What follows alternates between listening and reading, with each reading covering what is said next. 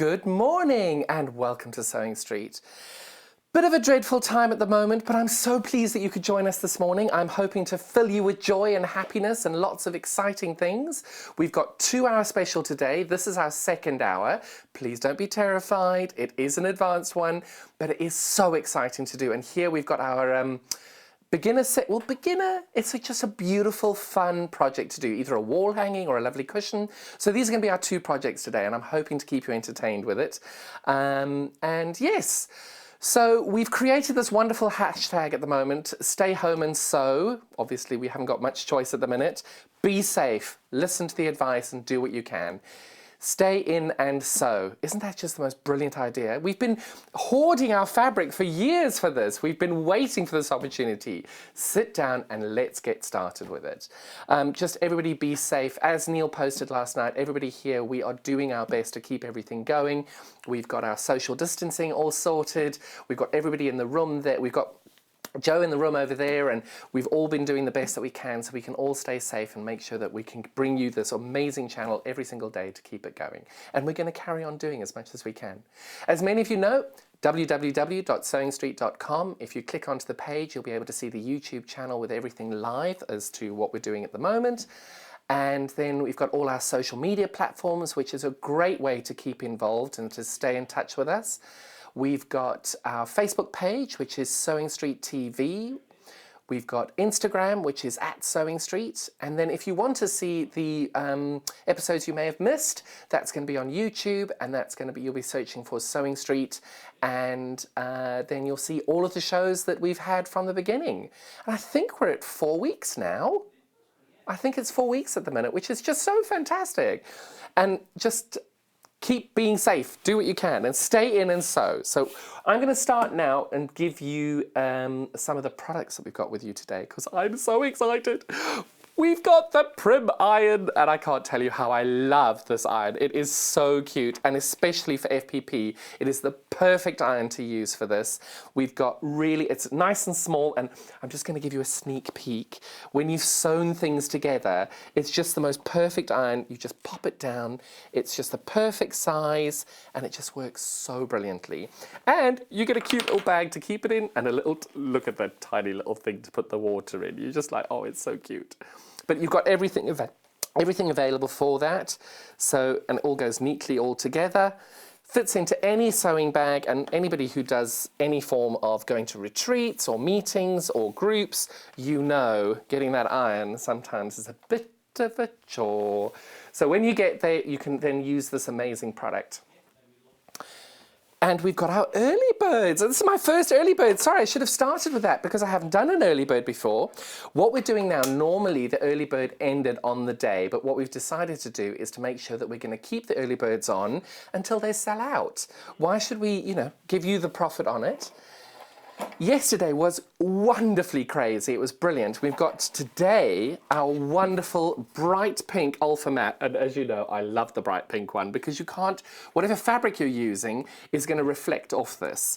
I love bright pink, but I never use bright pink fabric. And you'll see today when I do the FPP, it's just the perfect product to be able to cut on because you've got clear lines. When you use your rulers, we're using the Creative Grid rulers today.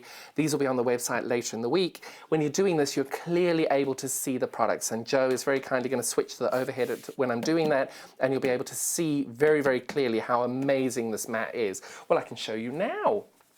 So let's assume we were going to cut this off, and you pop that down and you can see very clearly where your fabric is and what you're doing. It's just the most brilliant, brilliant mat. It's just, I love it. And the colour, I want something to pop. And the price, $7.99. How on earth can you ask for anything more? We can do, I think we've got a price comparison on this, don't we, Joe? Now I'm going to try and figure out how to use this. And I love it. Somebody's been in with the antibacterial wipe, so it's got these wonderful smears on the screen. Oh gosh, it's telling me 139 people have opened the Sewing Street story so far. How wonderful. Now, forgive me, I don't know how to open this, and I've got to click my heels 3 times. There we go. That's all right, we should have preloaded this. You're going to have to bear with us. Skeleton staff, somebody is always there to remind me what we're doing on it. But of course today it's a bit different. minervacrafts.com, and I'm going to search for it on there. Did I press backspace then? That's really handy. You're going to have to bear with us. I'm so sorry.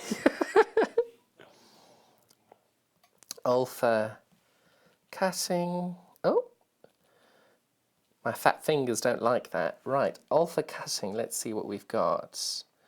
Oh, there it is. Nope, that's the wrong one. I'm going to type alpha cutting pink. Maybe that will bring it up.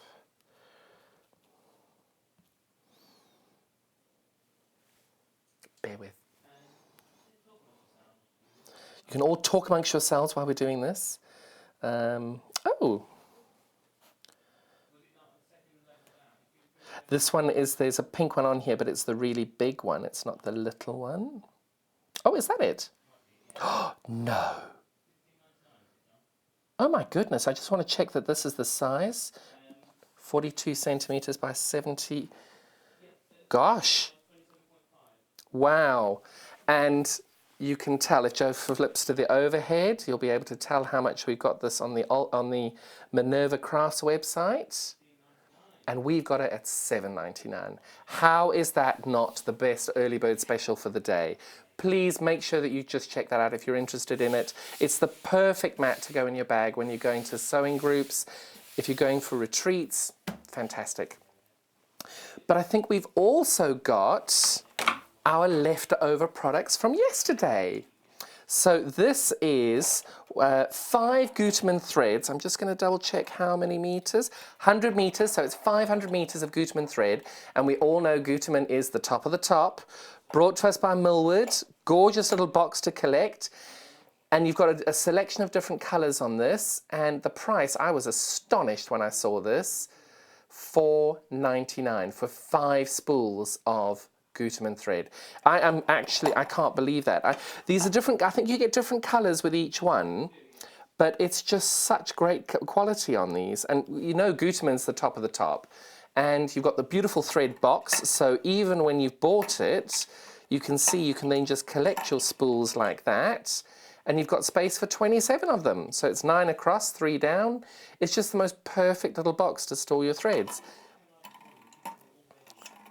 Before we even came live this morning, we had people buying this out. So please, this is such a great price. As you know, these threads are normally £1.80 each, roughly. So you get that and the box, 5 of them for $4.99. You cannot go wrong with that.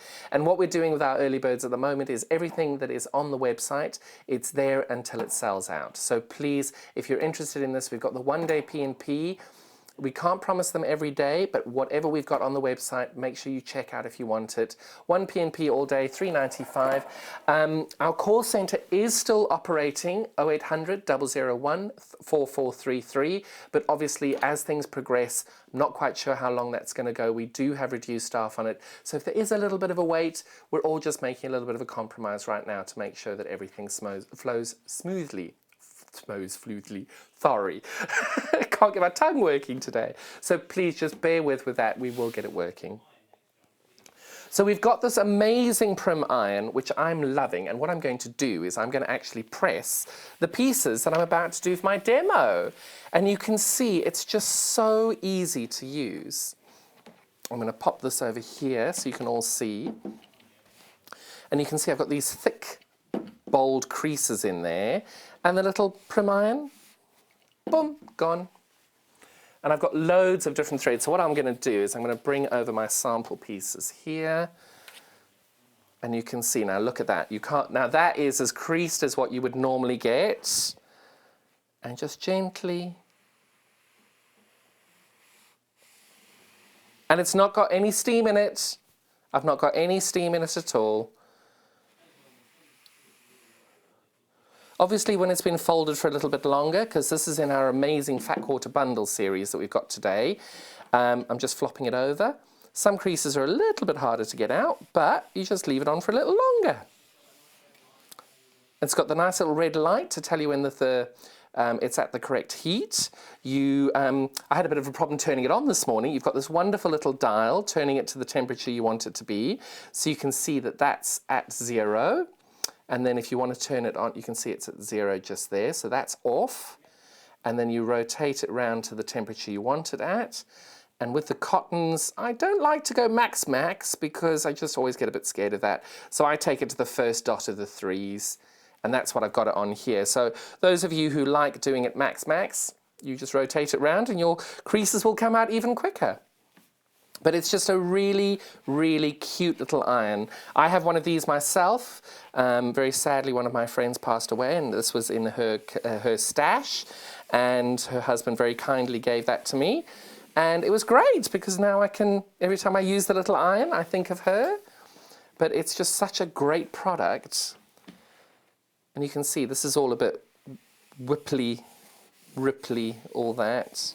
And look how easy that just comes out. Now this one's a tough one because look, we've got lots of, now this is 2 layers because I'm wanting my colors to be really vivid. And you can see there. Now none of you tell Andrew that I know how to iron now, because then I'm going to have to do it at home, and I'm certainly not going to encourage that type of behavior.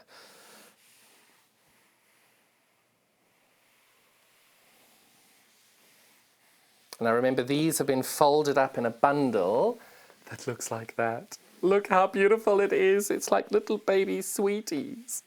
It's been folded in that bundle for ages, so it takes a little bit longer. Can I talk about this bundle now? Oh, goody, goody, goody, goody, goody. So today, what we've done is we've got this amazing, I've got to remember which side I'm on. Well, I think it's amazing, this little flower pot thing. And we've all got a bit of dreariness in our lives at the moment. So I wanted to bring you something that just springs and just bounces and is really fun. And also bring you some beautiful colors to do it in. So you'll see on this, I've got some beautiful background fabric, but I've got 2 different colors of green. In the background, in the stems, because I think it's nice to create a bit of definition on it. So what we're getting today, if I'm not mistaken, you've got 1/2 meter of the lime green.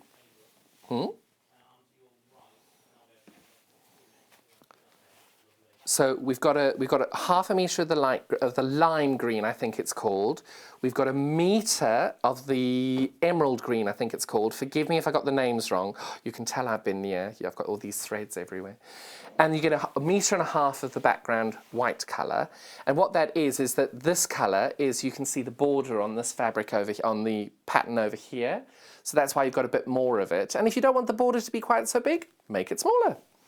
But look how cute they are. I absolutely love these fabrics. Look how they're just so soft and cute and sweet and wonderful. And I'm so, so pleased that we were able to get these in time. So these are fat quarters. They're a little bit lighter weight than you may be used to, but they're still really, really, really fun products, really cute colors. They are hand wash only, but that's okay, because if you're going to make a wall hanging out of it, you're not going to be washing it in the washing machine anyway. It will be a hand wash only. So that is just a cute, but look at those colors. And when you've got them with these kits here, it's just, oh, you'll see now when I do the pots and everything, it just flows so beautifully. But if that's not enough, so the fat quarters, so that's 2 meters in the fat quarters. You've got 1.5 meters there, you've got 1 meter there, and you've got 1/2 meter there. So that's 2 meters, 3 meters, 4 meters, 5 meters of fabric in total, because obviously the fat quarter bundle they haven't included in the fabric measurements there. The 3 meters is here, the meter here, 1.5 meters there, and 1/2 meter there. So that is 5 meters of fabric there. You can't go wrong for that. And you've got the instructions on how to make it. Now, these instructions are so detailed, it's incredible, because when I started doing foundation paper piecing, I really struggled. So what I've done is I've broken it down, and you'll be able to see that I've given you different colorways on how to do things. You've got the cutting instructions, so this is what it looks like, this is what the picture is, and I'm going to pull that one out. So this is what you're going to be getting. This is the picture there for the key, and that's the colorway. So this is your background fabric, where mine is cream, and then this is telling you that it's a pale pink, that's a slightly brighter pink, that's a slightly darker pink, and that's the darkest pink. So when you're doing it, my suggestion would be, you write it on there as you go. And you'll see that I've done that when I do the demo, because that way then we all do it. We think, oh gosh, what color was that? And then if you haven't written it on here, you're going to get it wrong. So that's a really, I think it's a really detailed pattern. I think it was 28 pages. So you've got all the different pots, all the different leaves, you've got the different, the heads on it. And the great thing by doing this is because what you can do is when you print it, let's say you don't want any tulips, or let's say you want to do 6 of these, you can then take copies of these and you can then make your quilt larger. One of the ladies that I had, that I did this as a class for, she made, I think she had, let me just remember now, so it was 9 by 9, 81 different flowers. And she took these and did them in all different colours and different pots, and she had all the different colourways, and it worked brilliantly. So the great thing with this is that you're actually not limited in any way on how large you can do it. It doesn't have to be a cushion. But all of this is included with your 5 meters of fabric for $39.99. I want to make sure that, especially in this time now, that you're getting good value on what you want. So the only other thing I'm going to give you as a tip is, and this is quite important, however you print these, they must all be the same. So if you print these as they are, you will see, oh, that is a little bit smaller. It's just under 6 3/8 inches. So when you print this, you need to make sure that you're printing it all the same size. And you can see there that that's 1 inch. Oh, it's a little bit smaller than 1 inch. So just double check the way you're printing this, so how you print these out. I'm going to double check this before we send any of them out, but I'm 99% sure that I've just got a copy that hasn't been printed correctly. So whenever you get these, make sure you measure that that's 1 inch and that this is the correct measurement. On the bottom of the page over here, you will see what size it should be. So you'll see it says pattern for Rose, John J. Cole Morgan, as 7 by 7 inches block, printed from EQ7.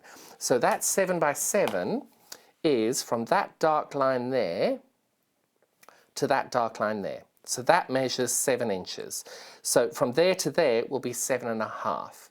So this line here is your stitch line when you, I can show you here, when you sew these together. So you can see that that dark line is what I've actually sewn on, and this line here is your seam allowance.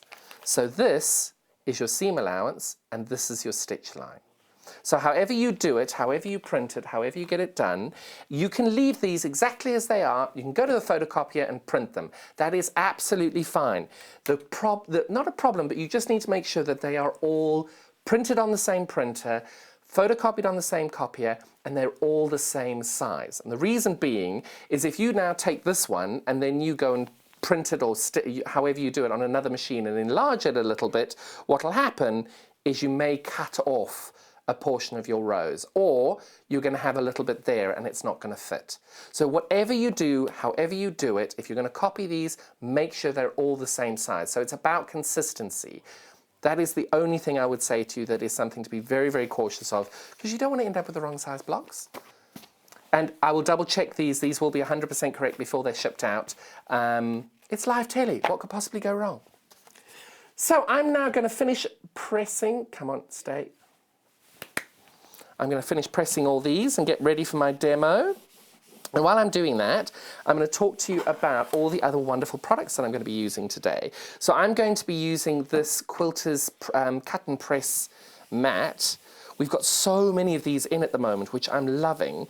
We had one 2 days ago, which didn't have the cutting board on the back. This one does have the cutting board on the back, and this is called the Cut and Press 2, and it's great because you've got the little handle, and you can carry it around how you like. And you've got the ironing board on this side, and you've got the cutting mat on this side. And just double check on the website, we don't have the graphic for this, but bear with us, skeleton staff, we're making it work for you. So just double check on the website how much it is. Lovely product, really, really cute way of doing it, and really easy. And we've got our usual rotary cutters that I'll show you as we're doing them. But the great thing is you've got these wonderful rotating mats. And I think I love doing that. It's a bit silly, but I love it. and you can see these wonderful rotating mats. These are 12 inches. These are 12 inches square, and they're just fabulous. I absolutely love them, especially for FPP. I find them really, really helpful for FPP, that you can just, let's say if you're cutting a piece of fabric there, you rotate it, you cut a piece there, and I'll show you later on how I'm doing that, because it's really good in being able to trim your FPP and make sure it's the right size. So I'm almost finished ironing my fabrics. So my top tip on this is make sure whatever you're doing on your FPP that all your fabrics are completely flat. You do not want any folds in it. It's just important to make sure it's all flat. And of course now I've lost a piece of fabric. We're going to make it work. I've put it here somewhere. Oh, there it is. So let's begin. And now the great thing is, when you don't need it, you put it by the handle and it's on the floor. And I'm going to pop the iron round here for health and safety and all that, so that nobody ends up hurting themselves on that. And what I'm going to do is I'm going to make this pot first. So you can see that that's the pot there. Now the great thing with this is you can use any colours you like. In the bundle you're going to get these fat quarters. You can use your stash. You may have a piece of fabric. The lady that I was saying that did it all, she had a piece of watermelon fabric and she made the most fabulous watermelon pot and then stuck a bit of contrast on the top. And it worked beautifully. So whatever fabrics you want to use, use. I have decided I'm going to use the purple on the bottom there. I'm going to use an orange on the top. And then I've got my background fabric on this side. And I've got my background fabric on that side. And the reason I didn't have this piece of fabric is because it's not for this demo. So my top tip is make sure that you lay the fabrics out to check that roughly you've got everything ready. That way you aren't going to run the risk of getting it the wrong way round. And then in my horrible scrawl, I've written orange, purple, background, background. This you do need to do, because I promise you now the number of times you're going to start doing this, especially when you get more complicated, and all of a sudden you're going to stick green where it should be background. We're all going to do it. Now I have done FPP a lot. I have done it for about 4 or 5 years and I constantly make mistakes. The reason being is your fabric is too small. So if your fabric is too small, you're going to have to unpick. And we call that frogging because it's rip it, rip it, rip it. Of course it's doing that. So I'm going to click my heels. Stay. Stay.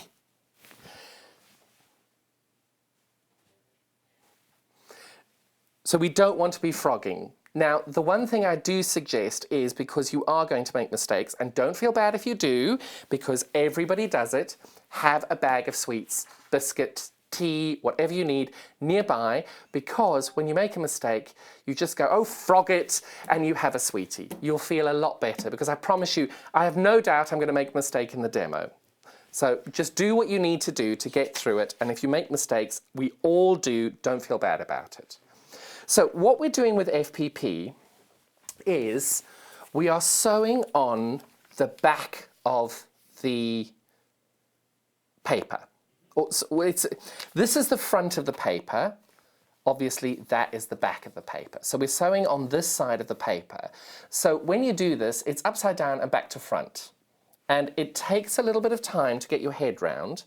But what you're going to do is your first piece over here, your white piece, is solid. So that stays there. So when you're doing this for the first time, and you all know I hate pins, but pin it. And what the top thing is, no creases, and make sure it's all flat. And when you've done that, you need to check that, and I'm going to ask Joe to switch to the other camera, because hopefully he'll be able to zoom in and you'll be able to see through it, you'll be able to see the line. There's a line here that you'll be able to see.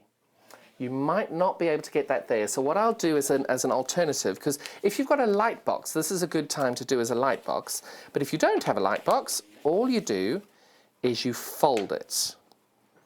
And the folding works, there are different ways of doing it. So you fold it at that point, and you can see you have enough fabric there. This side needs to have 1/4 inch. So you've got the 1/4 inch there. So once we've folded that and we know that we've got enough fabric for the number 1 line, we now need to look at the number 2 line. So what's important to remember is this fabric is staying. So your raw edges are going to follow the line of this white fabric. I know that sounds a bit weird at the moment, but what I'll show you now what you mean. So what you're doing is you've got your raw edges lined up on that white line. So you see there, the raw edges? And then you fold this back on yourself along there. And the great thing now is you can see that the purple ends there. And you've got no pink mat coming through, so you know your purple piece of fabric is big enough. Cut your fabric bigger. It doesn't matter if you've got leftovers, because you will use them. You're going to use them in little bits like this. You will always find a way of using the fabric. And as you progress on it, you'll see there are little bits of purple and little bits of colour in here, and you'll find a way of doing it. So don't worry about it. Cutting your fabric more and larger will make your life a lot bigger. So what you do now, because you're just starting out on FPP, you know that's the line. So I'm going to take a pin, and I'm going to pin from the other side, because you'll need to take this out while you're sewing, and I'm going to pin that there. And then I'm going to flip it round, and because I know that these are right, I'm going to pin this here. And now when you're pinning, you make sure you go through the purple. And over here, you're going to make sure you go through the purple.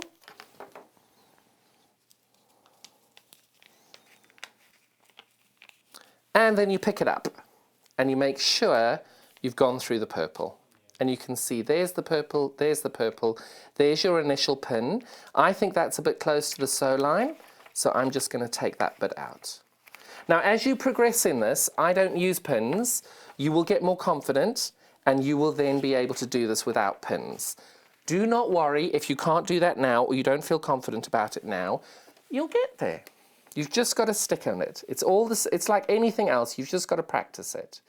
So now what you're doing is you're going to stitch a couple of stitches ahead of that dark line of number A4. So I'm going to show you once I've stitched it. You'll see what I mean. And this amazing 680 plus, if anybody hasn't seen the videos by Jane Brogan and all that, they are really amazing demos to show you what you're doing. So you've now stitched on the dark line between A1, that's A1, that's A2. So you've stitched on the line between there, and you're now going to take all your pins out. You're going to put them up here, and you're going to get your pressing mat back, and you're going to get your little prim iron back. Oh no, first of all, sorry, I've missed a step. First thing you're going to do is you're going to fold this back. So all you've got left are these raw edges. You've got no paper, you've got none of the fabric you want to keep, so everything you want to get rid of is on that side of your ruler. Everything you want to keep is under your ruler. That is a really important thing to just keep remembering. Everything I want to keep goes under there. Please, I beg you, make sure you've got the piece of paper, because the number of times that you're tired or you're not concentrating and you cut that piece of fabric or piece of paper off, and then you're like, oh rubbish, I have to do that all again. And then you have to unpick. And nobody wants to be unpicking. Now, I throw these away because I don't think you can actually use these bits, so I just bin them. If you want to keep them, you're most welcome to. So now you've got your stitch line and you've got your 1/4 inch seam. And all I'm going to do now So I'm going to pop these on my lovely quilter's cut and press mat. I'm going to grab my prim. And the first thing I'm going to do, I've got my paper flat. I'm now going to just easily just press the seams and set the seams. And then I'm going to fold this back. Now this bit is quite important. If I pressed it, you can see I've got a little bit of a fold. If I press that flat now, the line isn't going to work.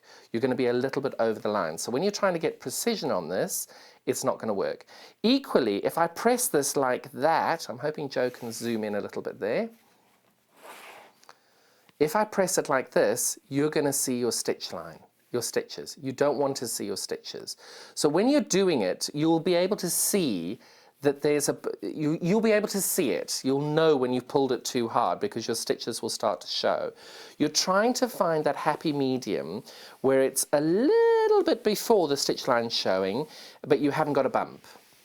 And then you press that down. And you just hold it nice and firm, and there we go. So there we go. We've done our first seam. Only 6 million to go. I'm only joking, it's not 6 million. Oh, we've had some messages in. Was that Tracy and Millie? Nilly. Hello, Nilly. Hello, Tracy. Just saying good morning to everybody. Good morning. It's lovely to have you. So now, from our first one, we know this bit of fabric is staying, and our raw edge is going to be between A2 and A3. Because this is a bit like paint by numbers. You've got to do number 1, then you do number 2, then you do number 3, then you do number 4. So now we know that our raw edge is going to be over here. So what we do is we line our raw edge of our background fabric on that side. So we fold the line in, just to get a rough line as to where we're going to be sewing. So you can see that's going to be our sew line. And I know that my raw edge is going to be on this side. So I then take my fabric, and that's not very well cut, but that doesn't matter. And I then put that, so I know when I fold that again, I have got plenty of space for my stitch line, but equally, this is the bit that's going to stay, so I need to have background fabric to there, and to here, and you can see my fabric is enormous, so I've got more than enough to do that. Now, we're going to assume that you feel confident enough not to use pins. If you want to use pins, pin there. If you're starting out, use your pins, and you're going to pin along there and leave this a bit open and just hold this with your finger as you do it. I feel confident doing it, so I'm going to pop it through the machine and somehow find my sewing machine foot. Oh. Now, the foot to use for this, I'm using an open toe foot on this. You can use whatever foot you like. The open toe is a lot easier in order to be able to see the line that you're stitching on. So now, everything we want to keep is going to go under our ruler. The raw edges, there's our raw white, these are our raw purple. Everything we want to keep goes under our ruler, and I promise you, if you create that little mantra, you will not, well, hopefully not make as many mistakes as many people do. So this piece is huge, it's enormous. So this piece I keep. So now you start building up this piece, you're not going to be able to do a lot with. So that you get rid of. And I promise I haven't just thrown that on the floor. There is a little table over there to put it all on. Then you're going to press again. Going to set your seams. That's why this little iron is so good for this process. It's really, really, really good because you just gently pull your background fabric now to make sure that your seams aren't showing, your stitches aren't showing, but equally you don't have a ripple. On this pot, it's not going to matter if you have a ripple. And I always say to people, when you're starting out this process, start and be critical of your work. Imagine you're a quilt judge and you're going to go through your work and double check where you are. So now we've done that, we've got the last one to do. So we've done 1, 2, and 3. I've got that upside down, sorry. We've got 1, 2, and 3. Now we're going to do number 4. So the number 4, we know that our raw edge is going to be here because this bit's staying. So our raw edge is going to be over there. So I fold on the line. I'm going to fold on the line, and if your fold on the line isn't exactly on the line, that's okay, because you're just looking for a rough estimate on how you're doing this. Now this potentially could be a little bit small, so when I fold that back you can still see the orange there, you can still see the orange there, it's great. But if you've cut it and you do that and you can't see any orange, I would recut. And the reason being is you're going to unpick it, and you know once you unpick it, you're going to hear my voice going, you should have recut. Again, when you want to use your pins, you put your pins on there. You take this and you put that through the sewing machine. I feel confident not having the pins, but you must do what feels right for you.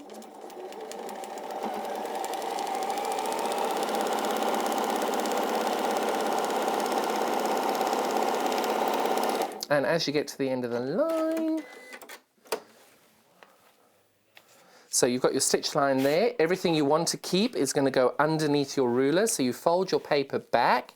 Now over here you can see I started 1 or 2 stitches before the seam line, and over here that's absolutely fine. So all you do when you fold this over, you can see you're going to have a little tear in the paper. Doesn't matter at all. It doesn't matter in the slightest because it's going to be hidden in your seam line. So everything you want to keep is under your ruler. You then, I'm going to cut this, I'm going to turn my mat because that's a little longer than I expected it to be.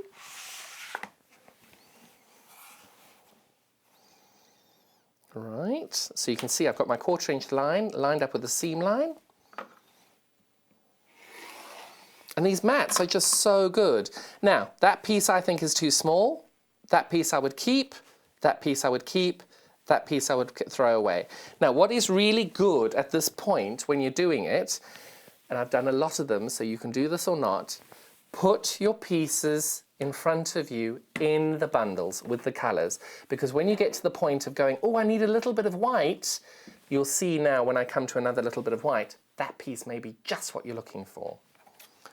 So there we go, we've done that. We're now going to press our seams on here again. Oh, it looks so good. Now that was only 4 little seams, so that is a nice easy one. Some of you who follow me on social media will have seen that I made a miniature quilt recently, each block having 29 different seams, and each block was 3 inches. So you can really take this to whatever level you like.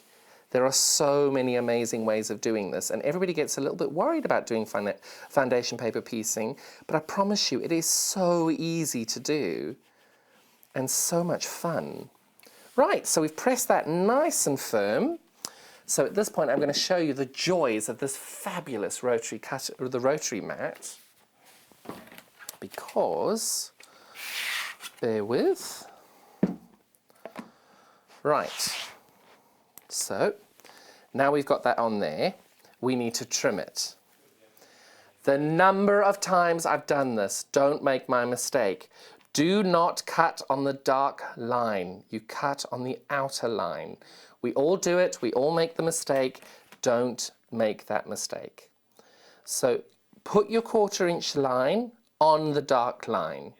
Okay, now the great thing here is about consistency again. So this ruler, you can see the line exactly meets on it.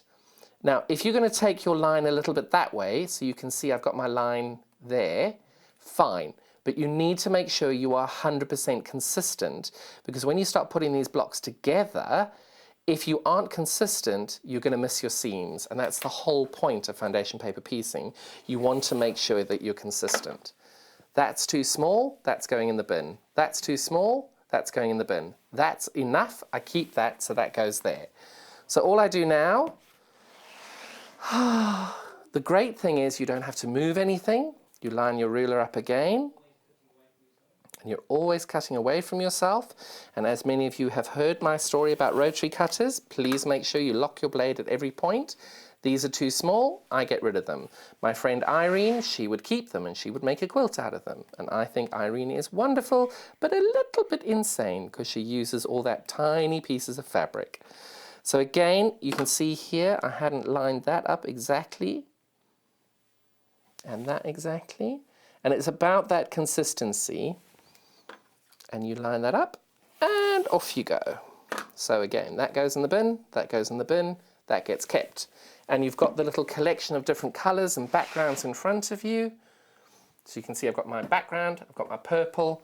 So the next time I need a piece of purple, I might not need to cut from my fat quarter because I've got it there. And again, I now cut this off. I throw that away, I throw that away, I keep that, I keep that. And now, if we stay on the overhead, doesn't that look like a pot? And so simple, only 4 seams. Now at this point, I would give it a little bit of a press because you have moved the fabric, but you're not actually at the point of using it yet. So you may not want to give it a bit of a press and you just keep it like that. So how does that fit into the cushion? That goes right there.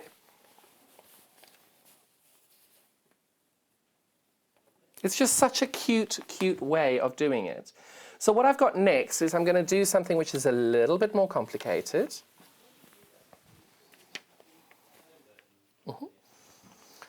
So we're going to get that done. And don't forget, everybody, this wonderful pink mat that I'm using, that is our early bird special at the moment. It's a little bit less than half price from our competitors, and you can see it's just such a wonderful mat. And you can see as I was doing this work, your fabric and everything shone up on it, and it was just so much easier to use.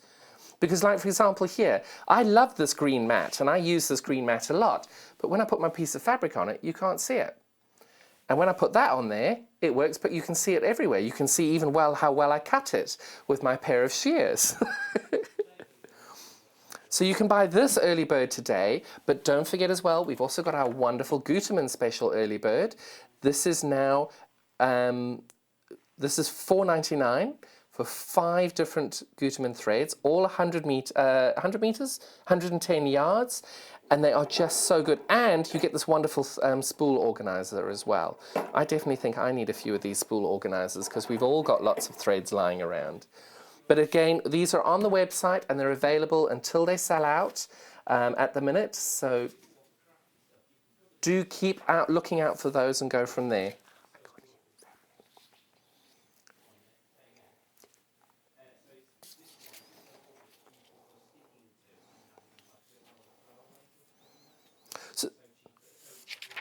So this one as well, I do find that I use cutting mats quite regularly.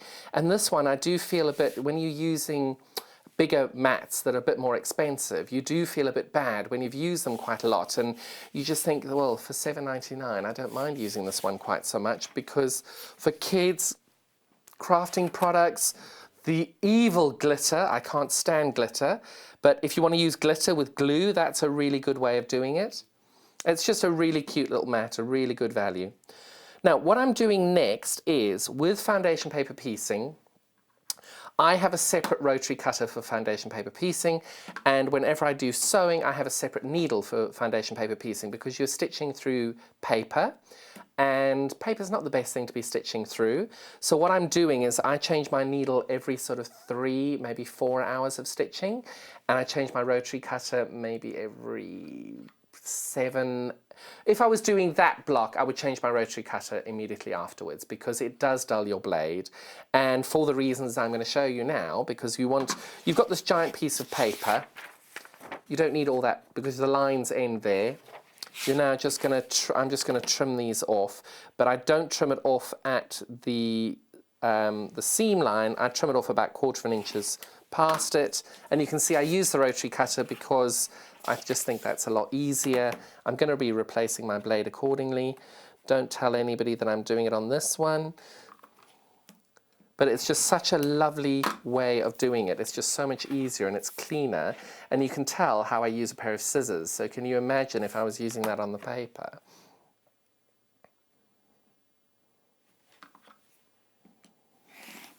I cut that off.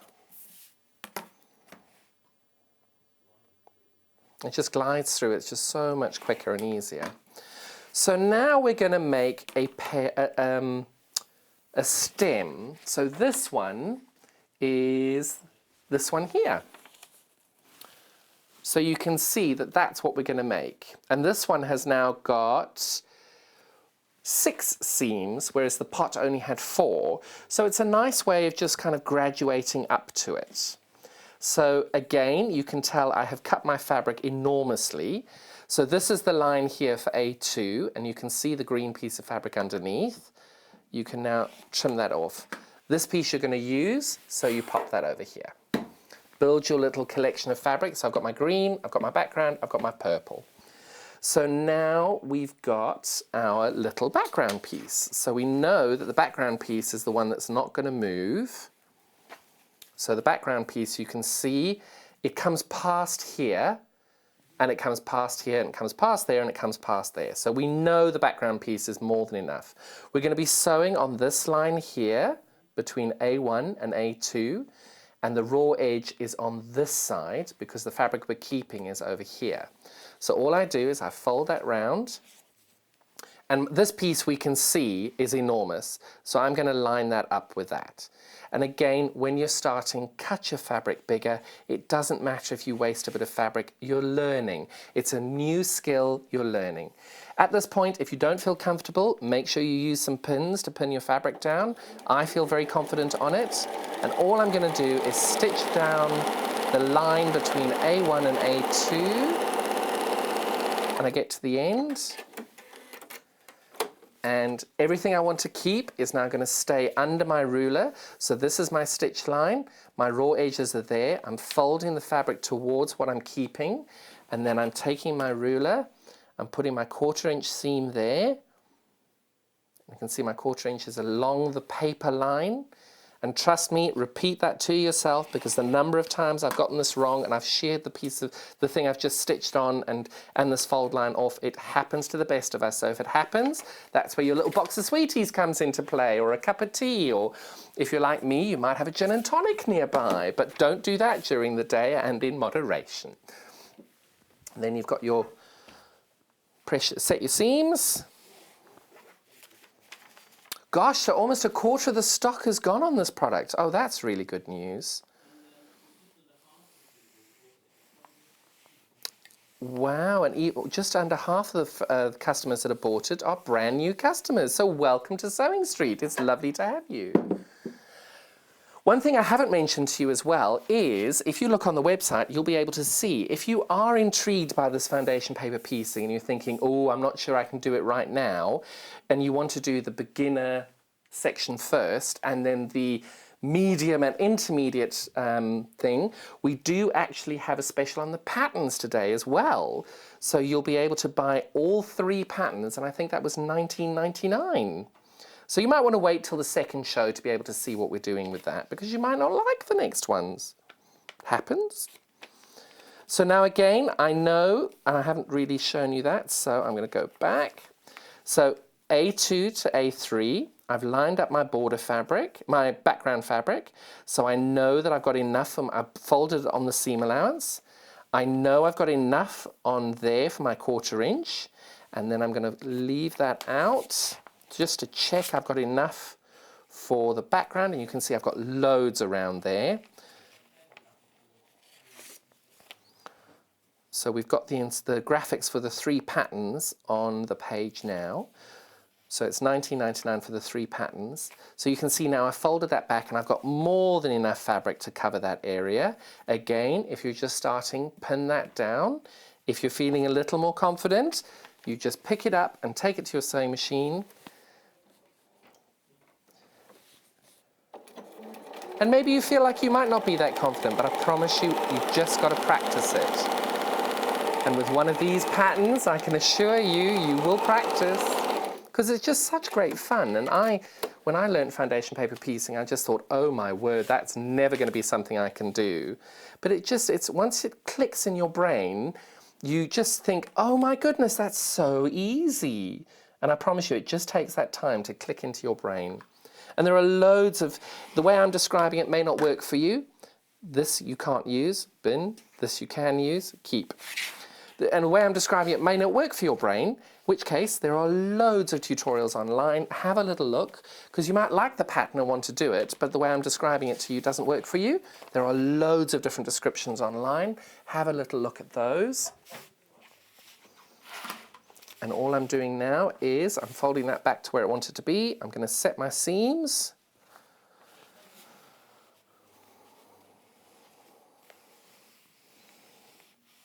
And you press that down.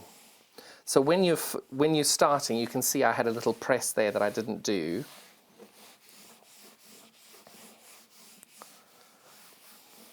This iron is so good. I'm going to try and leave that there actually, save myself a bit of time. So all we've done there, now you may not want to do the wonderful leaves in that, you may just want to leave it like that. That's entirely your choice. That's absolutely fine.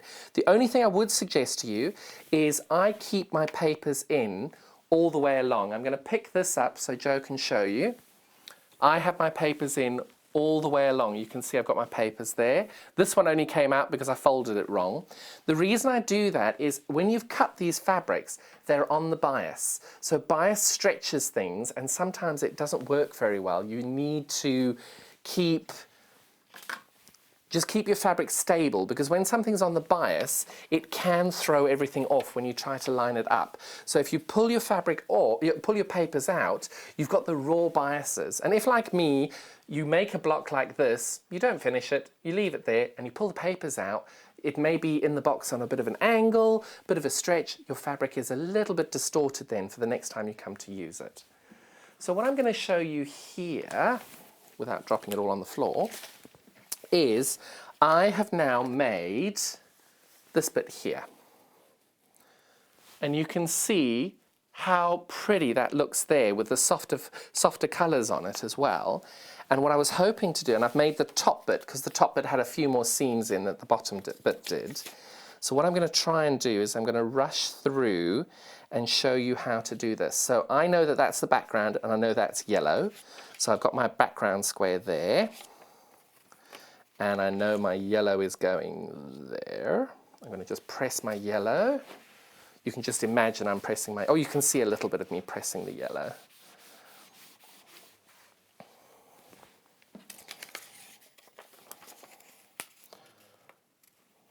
So I'm just giving that a little bit of a line.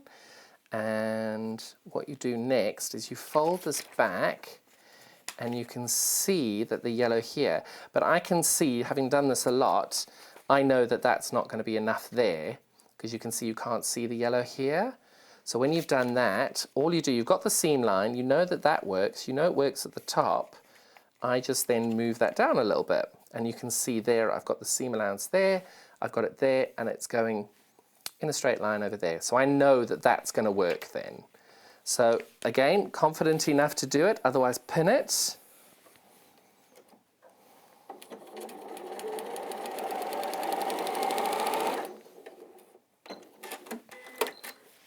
Everything you want to get rid of is going to be on that side of your ruler, and of course I've buried my ruler under my iron.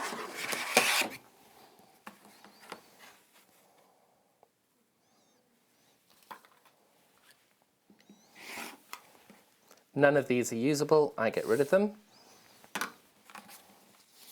So now we've done that first seam. I set my seams and I fold that back, because when you're doing the folds and you've got things at weird angles, I cut my blocks, my fabric hugely bigger, because the number of times you fold it back, and I can show you here, you fold it back. And if you zoom in here, Joe, you can see someone didn't have enough fabric on the fold. So I did a cheeky little seam over here to make it work, to be able to do it, because this piece of fabric fitted there perfectly, not a problem, completely forgot about the bottom bit. So there's a cheeky way of just doing it, that you just add a bit of fabric on the end, but I promise you that is really, really quite tough to do. So if you are ending up having to do that, have a little bit of a play. It's festive. So now I'm going to do A1 to A2 to A3.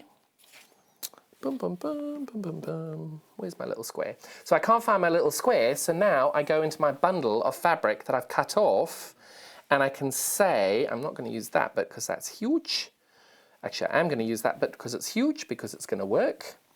And I know that my raw edge is going that way. Everything I'm keeping is going that way. I'm going to put that enormous piece on, and I'm going to put the seam on there. So beforehand, I said to you, all the bits that you don't need, put in a bundle. And I'm sure many of you thought, oh, well, that's a bit of a waste. You can see now, I just need a little square, and it's in my cut-off pieces of fabric in that little bundle. Get rid of everything you want to keep, goes under your ruler. The yellow I will keep because that's a big piece, the white bit I won't. And you can tell I'm speeding up because we're getting close to the hour, but we are going to run over on this demo because it ties in nicely to the second demo that I'm doing. And it will all be on YouTube after the show. So if you've missed the show or you want to watch it back, because that's the great thing about buying these kits, is you've got the free tutorial and it's on YouTube forever. So you're now sewing 3 to 4. I know I've got a blue section. Now I'm not going to sew that with all those folds because you will end up with a bit of a wobbly bit. So I'm just going to give that a little bit of a press, because those little wobbly bits of fabric will cause you a problem. And everything I'm getting rid of is on this side. So I get my raw edges over there. I fold that back and you can see my blue section is there. That's more than enough. And then you put this under your... And again, at this point, if you don't feel confident, you pin it.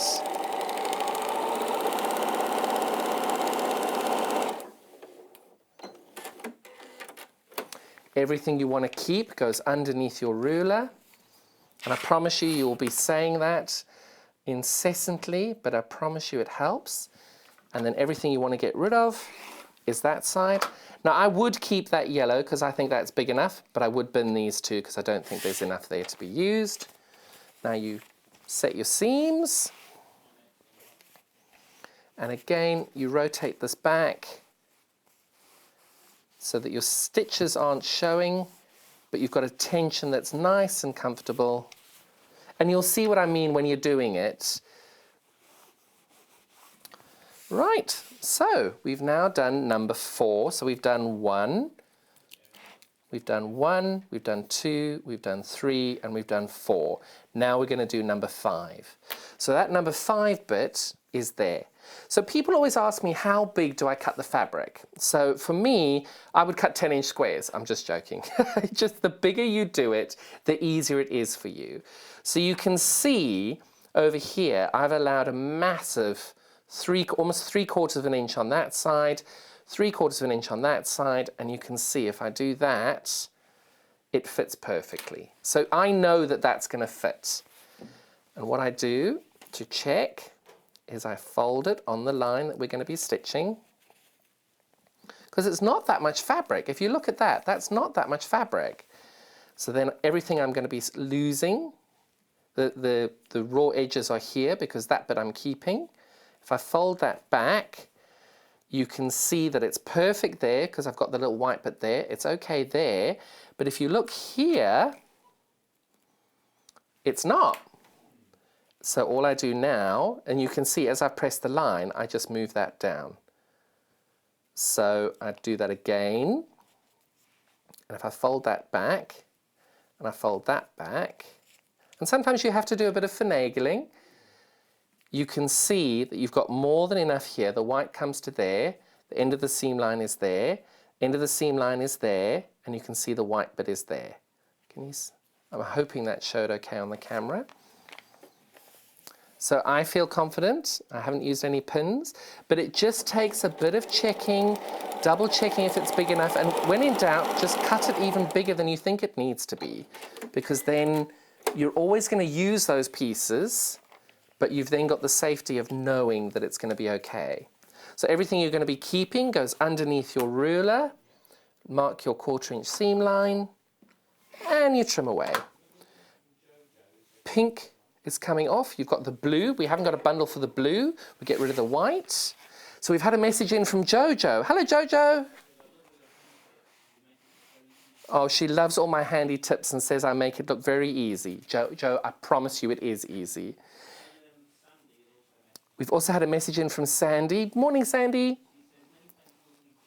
So she's saying many thanks to all the team for keeping us on air. Says John is doing a super job demonstrating FPP. You're very kind. Thank you. And she's never attempted FPP, but after watching this, she might just have tempted her. I promise you it is easy. I know it looks complicated. I know it's backwards, upside down and all of that, but I'm hoping that I've been able to show you that it is actually easier than it looks. So now we've done number 5, we've got to do number 6. So number 6 is a background piece, and exactly the same as we did on the top. I've cut this a lot bigger than it needs to be. And I know when people are watching it going, that's not big enough. So you cut it as big as you want, and you can see I folded the line. There's the background piece there. There's the top there. I've got more than enough room there, and I've got more than enough room over here. So you're absolutely fine at this point. And the great thing is there's so much fabric in this kit that you can do whatever you like with it. It's not a problem in the slightest. And now everything you want to keep goes underneath your ruler. Something's gone funny there. So make sure everything you want to keep is under your ruler. So if you fold that back like I just did, and you see you've got your background fabric there, you're going to go, ooh, ooh, ooh, check, check, check. Make sure you pick up the bits that you're going to get rid of. Lay it down. Everything you want to keep goes under your ruler. I promise you, you will make that mistake. Don't be upset. Have a cup of tea. Gin and tonic if needs be. Responsible drinking is important. So the blue bit you're keeping. These white bits you're getting rid of. And as Joe, can you expand the overhead? I don't know how far out you can go. You can see I've got my little bundle of scraps here. That's the bit that I know that's going away. And then I've got my little colours that I've been collecting here. And you can see it. I promise you, you will find your life is a lot easier. And Ziploc bags are your friend. Get as many Ziploc bags as you can, because for each project that you do, you've got all your colours all kept in a bundle, and they're all ready to go for the next project. Oh, this is looking so pretty. And we have run over the hour, I'm sure. Thank you for bearing with me. But I want to finish this bit because the next bit, joining the blocks together, is really, really important. So we've done number 6, now we're doing number 7. And the great thing is whatever I'm teaching you now, you need for the next section anyway. So don't feel like you're being deprived or you're just listening to me for the sake of listening. So now we've got number 7, which is going to be on this line here. And I know that my raw edges are on this side because the fabric I'm keeping is there. So my raw edge is going there. And if I fold this back, I follow the blue line. So you can see that's what's going to stay. So that's the end of my blue there. That's the end of my blue there and there. I've got more than enough space. So I grab that. If you want to pin it at this point, pin. Otherwise, be confident. Shove it in there. And off you go.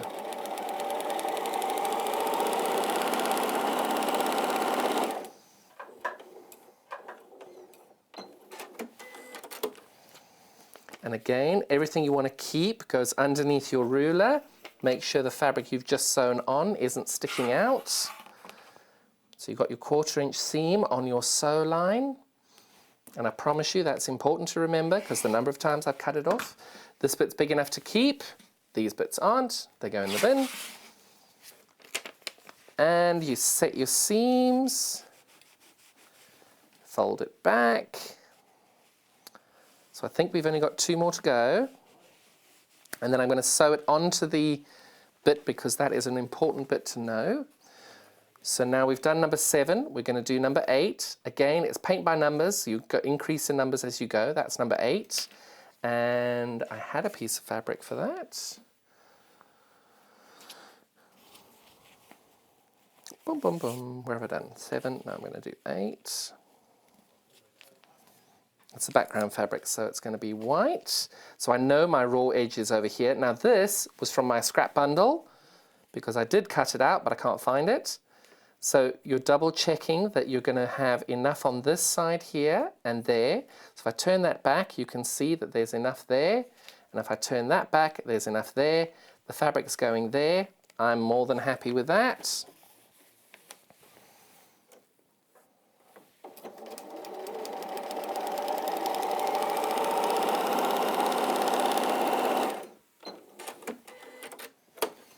Right, so everything you're keeping is going to be under your ruler. Everything you're getting rid of is just 1/4 of an inch past the seam line. I would get rid of that. I would keep that, get rid of that. And I know it's a pain, and I know you're thinking, why on earth does he keep saying that? But I promise you, as you're going along, you're going to be sitting there and thinking, oh, I need a little piece of blue. Where's my piece of blue? And then it's all ready for you. We've got the last seam on this one. Going to fold on that line between there. So that's number 9, which is background fabric. The raw edges are all up this way. Fold that back, and you can see there's my seam there. There's my seam there. There's my top bit there. I'm going to slide it ever so slightly down just to double check.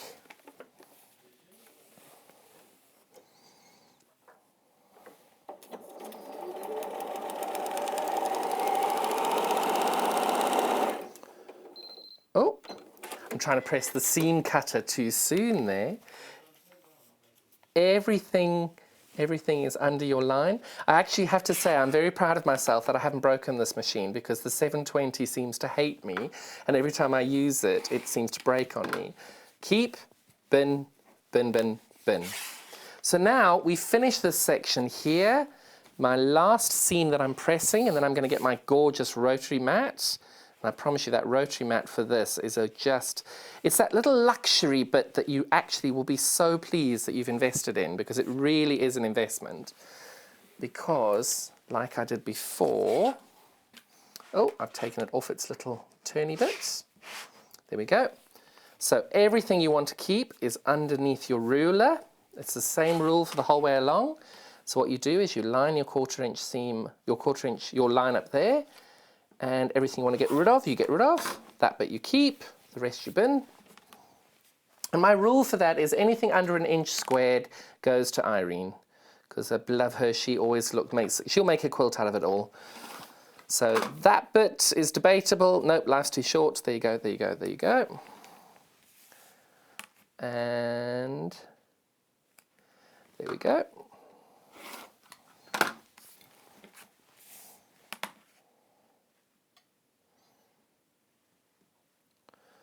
Perfect. So now comes the next tricky bit, and this bit you will need a pin. And here I'm going to do the top bit. So that's your flower. Okay, so when you fold this over, you know that that is the corner of your stitch line, right there. Okay, and then if I do a bit of finagling, forgive me, I'm going to have to do this way because I don't know how to do it any other way, forgive me. Oh, no, it didn't do it. This is where a light box comes in really handy. So, you can see I put my pin there. I put my pin in there so you can see the pin's gone directly through it. And on the other side, it's gone directly through it. So, now comes the tricky bit. You have to hold this so that your pin is completely horizontal with the floor. And then you're going to hold this pin and these two pieces of fabric together as tight as your fingers can. So when you're moving the pin, so if I show you there and I just move the pin, you can see if I do it that way, if I move the pin without holding it, sorry, I'm going to get there eventually. If I move the pin without holding it, you can see the back bit is moving. Can you see that? So what you're looking to do, actually, keep it there. Bear with us while we get our camera techniques right. So you're going to put your thumb and finger there, and you're going to turn the pin. And do you notice now the back's not moving at all? So, because I don't have 3 hands, normally I'm using my foot, right? And there you go there. So I put that in that point, and as long as that's in the same point on the other side, you're fine. And then you're going to do that for as many points as you feel comfortable with along the way. I do 3. So, and this is the few times that I do actually use a pin, because you spent all this time making sure everything's accurate. You don't want to mess it up at this point by not having pins. However, that said, in the advanced bit that I'm going to do in a bit, you'll see I don't use pins at all. We had a message in from Heather. Morning, Heather. Heather is saying she absolutely loves today's show. You are very kind, Heather. Fantastic demonstration. Love it. Oh, you are very kind, Heather. Thank you for watching. So, again, the pressure that you apply at this point is key, because in theory, that should be exactly in line as you go. So, what I do now, so this is where if you're using a 1/4 inch seam, you would make sure that everything is lined up perfectly. I don't have a 1/4 inch seam at this point, and I'm praying that's perfect. And I'm going to lift that up and pull the pin out, because I do not want to break another machine. Oh, come on. I didn't break the 720. I just keep messing up the thread cutter and using the up and down and getting thread caught in it. It is definitely a user error. It is not the machine. But these machines are so gorgeous. If anybody hasn't checked out... Oh! So, if you want to use your walking foot at this point, do so, because you have got a lot of very slippy paper going through the machine, and it'll be a lot easier using your walking foot as you do it. However, I can't be changing that into a walking foot because it will take me forever, because I don't know how to do it. Right, so we now, and I'm not going to show you until we set our seams. Now, any one of us doing any form of quilting, there are press to the dark side, press to this side, seams open, foundation paper piecing. As much as possible, I press my seams open. And the reason being, if we can go to overhead, Joe, you can see we have a giant lump of fabric here. You can see here we've got so many different layers of fabric. If you push that to one side, when you're quilting it, it's not going to quilt. So if you press that open, your life is a lot easier. Well, I'm glad everybody's enjoying the foundation paper piecing, because it is such a wonderful technique. And the bundle is such good value. 5 meters of fabric for $39.99. You can't go wrong with that. Even if you don't enjoy foundation paper piecing, it's a great product, a great thing to buy just to do it. Now, are you ready? Look how cute that is! And I have utter faith that I've hit my points. Okay, I think that's really, really cute. So you can see I've missed my point there, but I don't care, because I'm very happy with that. I think it looks really, really cute.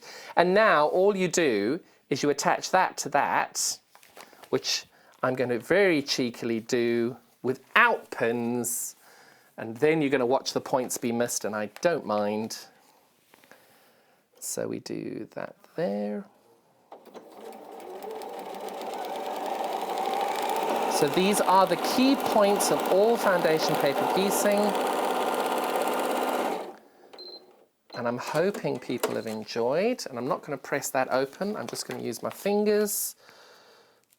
And I'm going to press it to one side just because we've run it over. And that is what we've made. And you can see, as you fit it into this pattern, that's there. And that's there. And you can just use these fabrics as you like, because there's so much of them. You can just use them however you see fit. You want to use the pastels, use the pastels. You don't want to, that's fine. This is a gorgeous gift. You know, we're all looking at Christmas time. We're always looking for gifts for things. Especially at the moment, people might be just wanting to send something beautiful in the post to people. Luckily, the post is still working. So just a beautiful, beautiful kit, lovely bundle, and lots of variety to play with. So I can't thank you enough for joining me for this. We're going to take a few minutes to reset the set to get ready for the second demo, which is a little bit more complicated, and it's got the dreaded curved seams that I promised you all I would be doing. And we're going to have a little bit of a break. There may not be sound between the slide. Please don't worry, everything is fine. We're still here, and we'll be back in a few minutes. Thank you so much for your time. Bye-bye.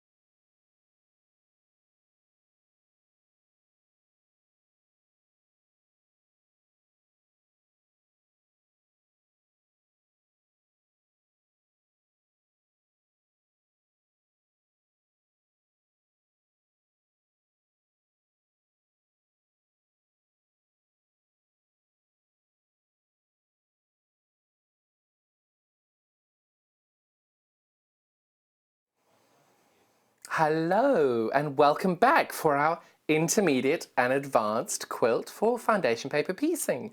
I'm John Cole Morgan and it's a great pleasure to welcome you to Sewing Street today.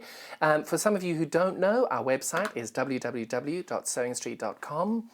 If you'd like to call our call centre, it's 0800 001 4433. Bear with us at the minute. We are obviously doing our best during these difficult times, so if you do have a longer than usual wait with our call centre, please just understand. Obviously we're all doing our very best. We've got a skeleton staff at the moment. We're doing everything possible to be able to stay on air, and thank you all for your patience and for bearing with us. I am very excited about what I'm going to show you today because this is my design and it is an absolute labour of love, and I have absolutely loved making this. And there are curves, and for those of you who don't believe me, There are curves. I did not hold back. I made sure that when I did curves, I did curves. And they are really nowhere near as complicated as I thought it was. And don't look at my seams because obviously I've missed that point there. But that was my first curve. And you know what? I don't care. It's gorgeous and I love it. And I'm hoping you're going to love it too. So let me show you what we are talking about today. So we have got, this is the 51-inch intermediate quilt. And I'm not quite sure how I'm going to do this without ripping my demo apart. So that is the quilt that we are going to be making today. And that is the intermediate version. And this comes with two different colorways. So you can see I've got the grey here, but I've also, for those of you who don't quite like grey and would prefer a bit more of a pop with your colors, I've got the white. So this is called ivory, sorry. So that is what we are doing. So you're going to get 10.5 meters of fabric with this. I'll go through what you're getting with the fabric bundle, but come on, look how amazing that is. Now I know some of you who've done foundation paper piecing before are thinking, ooh, and I know that some of you who've not done foundation paper piecing before are thinking, oh my word, and you're wanting to run away, but you've got to stay in and sew. We've got no choice now. So what an amazing way of being able to advance a technique that you perhaps haven't tried before, and you can then go and just keep going on it. Because it is one of those things that you do carry on doing, and you've got to keep going and keep practicing on it. And what a beautiful way of doing it, because look at this result. This is the grey. It's got a bit more of a dark grey background. And I just think it's so, so, so fun. So the kit, you're getting 10.5 meters of fabric. So let me talk you through the simple version of the fabric. And forgive me, I have not folded that up as well as I could have. It's a little difficult from this angle, so bear with. So here are the colorways. You've got a beautiful light pink. You've got a gorgeous dark pink. Then you've got a light orange, and you've got a dark orange. Oh, and I'm not getting that in camera. And you've got a dark orange. And then you've got a light blue, and you've got a dark blue. And you've got a light green, and you've got a dark green. Now, depending which kit you get, whether you're getting the advanced or the intermediate, that will vary as to the quantities you're getting, because obviously in this one, you've got a teal light blue border, so you need a bit more fabric for that. So you've got a bit more teal in your intermediate kit. And if you wanted to see how they flow together, I think this is quite a nice way of showing you how they actually flow together. And you can see then, obviously, when you're doing your foundation paper piecing, you've got all the colors in a way there, which then leads me on to my advanced one. So the advanced one has got this fabulous border, but it's a lot more work. You've got to make 40 of those blocks. Where have I put them? So you're going to make a strip of those. Oh, I've got that upside down. Bear with me. You're going to make a strip of those. But look how amazing they are. And they really and truly are very simple to do. The most difficult thing I found was making sure I got the colors in the right order. Go and ask me how I know. So that is the difference between the simple and the advanced, because what I've done, the borders are a slightly different size. So where we've got our teal border, we've got a grey border in the advanced, and we've got that then as the next border. And this is the white colorway of it, sorry, the ivory colorway. And you'll be able to see this is 61 inches. Bear with. Try not to get rid of my demo. And that, as you can tell, is just fabulous. 61 inches square is the quilt size. I can't remember, I think is it 13.5 meters of fabric for this one? 13 meters of fabric for this one. And come on, look at that. We're all being forced to stay at home and not be able to do as much as we'd like. So, you know what? This is now, if you've looked at these, the demo I did previously for the floral, for the flowers, and you look at that and you're thinking, oh, I want to give that a go. There you go. That is £100 then for the advanced one. And with that comes all the instructions. You've got the instructions here, and again, I think these were, I can't remember, these was it 28, 20, 30 pages? Again, each and every page gives you all the instructions. You've got all the different colorways and how you're doing it. You get your grey and ivory background fabric with it. You get all your templates on it, and you just go through and you just read every single bit. Oh, it's just, I have loved doing this quilt. I really, really have. A reminder, when you're doing this, make sure you check the measurement from the dark there, that line to that line. The measurements will be written down the bottom here, 6.5 inches. Double check that that's the correct measurement. And then off you go. It's going to be a really, really fun project. What I wanted to do with the two shows was to make sure that in the beginners section, I showed you how to do the pots. I showed you how to do the other bits. So we covered a lot of them. So in this show, I wanted to show you how it got a little bit more complicated, but not that much more complicated. So what I've done is I've made a whole load of these, and I wanted to show you where we were on that. So this is now in the advanced kit, but the advanced kit, I don't want you to think, oh gosh, you're showing me the advanced, that's not going to help me with the intermediate, because over here, you can see you've got flying geese. So it's going to be fine because I'm just showing you, these are all you're doing, and this, the difference between this is it's a slightly different size, slightly different format, but you're just changing the colours along that pathway over there. So the flying geese are all in the quilt. That's why I've called it Twirling Geese. I had to just double check the name of the quilt then. And all you're going to do is you're going to follow the number pattern like we did with the pot. So I've done number 1, 2, 3, 4, 5, 6, 7. I'm about to do number 8. And these are slightly smaller. So what I've done is I took one of my lovely rulers, and you can see that that is that 1.5 inches? Yes, so that's 1.5 inches. So you can see that that's 1.5 inches from there, lining up with that. So I cut these a little bit bigger. I wanted to make sure that it was big enough to go on, and I think I've cut them as 2.25. So these little flying geese bits here, I cut, brace yourself, 640 2.25 inch pieces for the border. Don't get scared because we've got nothing else to do at the minute. Stay in and sew. It's our new hashtag, unfortunately, in the ever-changing world we live in. But these, it seems like a lot, but I promise you, once you get going, I chain piece them all together. So there are 80 in the whole quilt. And I just sat there and chain piece them, and it's wonderful. You put a box set on in the background, put me on in the background, and you can go through, and it goes a lot quicker than you think it does. So you're going, now we've done A6 to A7. I'm now going to fold on the A8 line, fold that there. And I promise you, after you've done 640 of these, you will never worry about doing paper piecing again.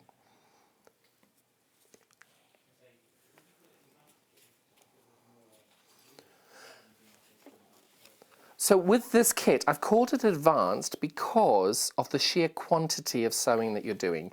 As a beginner, all the techniques are exactly the same. So what I showed you earlier on with the flower kit, it's exactly the same for this kit. It's just a lot more of it. And people get a little bit daunted by the volume, and that's understandable. But, you know, oh, you can do it. Of course you can. If I can do curved seams, you can do this. So what I've done there is I've sewn on the line. Everything I'm keeping is going under my ruler. The raw edges are that way. And I'm going to use the little 6-inch ruler here from Creator Grids. Just check our website. These are coming. I love Creator Grid ruler. Now, I'm sorry, those bin. Can't be bothered. There's not enough in there. And I'm going to move my amazing new Prim iron that we've just had in. And I'm going to pop that on here.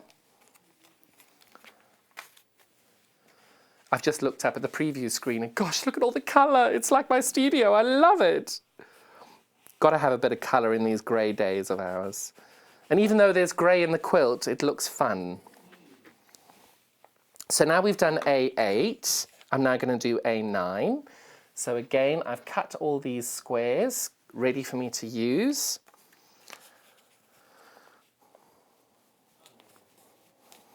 I'm going to line that up now.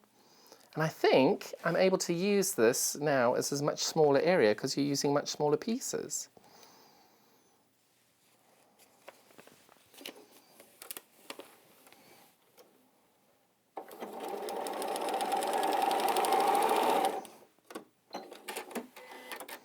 And normally I wouldn't be standing up so close to the machine like this.